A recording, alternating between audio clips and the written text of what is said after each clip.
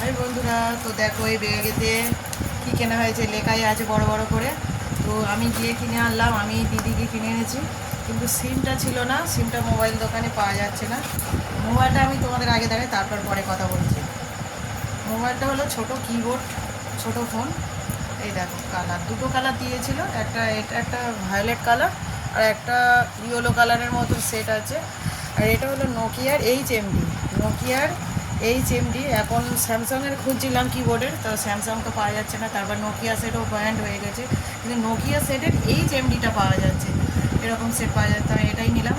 ফোনটা কেমন হয়েছে অবশ্যই কমেন্ট করে জানাবে।